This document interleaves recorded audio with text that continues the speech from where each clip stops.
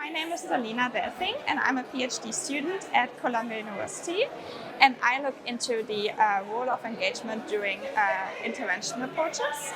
At my university, we have two intervention approaches which are considered effective: SIMT and habit.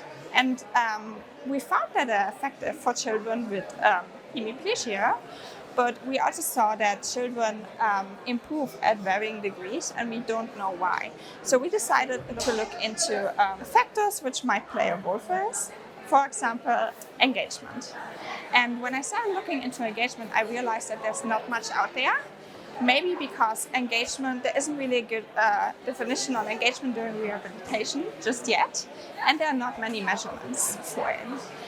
The measurements are out there are mostly questionnaires, and questionnaires, while they are good to grasp a concept, they can be a little bit subjective. For example, they are filled out by a third person, or they're filled out after something took place, meaning that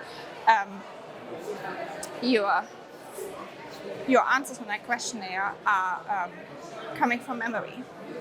When I started looking into engagement, I realized that there are three different kinds of engagement: behavioral engagement, emotional engagement, and cognitive engagement. While emotional and cognitive engagement are rather hard to capture with, for example, video analysis, behavioral engagement is not. Behavioral engagement is defined as visual and motoric participation of a child, for example, with an activity. That's the person level engagement, or between system level engagement, meaning how engaged are all parties involved with each other. And to look at it, I decided to take videos we have from our camp and to rate visual and motor participation of the child and interventionist. So I took the video and I looked, okay, during that video, where's the child looking at, for example?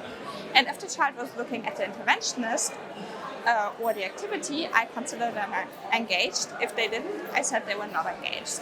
For motor participation, I said if the child is using the hand towards the goal activity, then they are motorically engaged, otherwise they are not.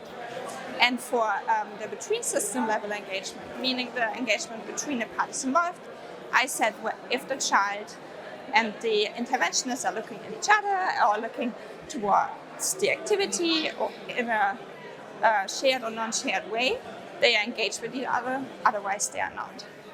And of course, we also wanted to make sure that our measurement is valid.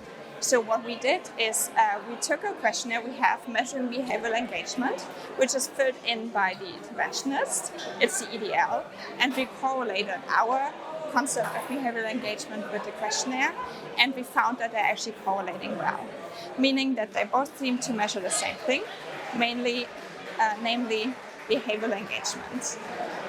To conclude, I think that questionnaires and video coding, the way we did it, that they are complementary with each other and that they deliver different information we can use to better understand the role of engagement during therapeutic interventions for children with hemiplegia or cerebral palsy in general.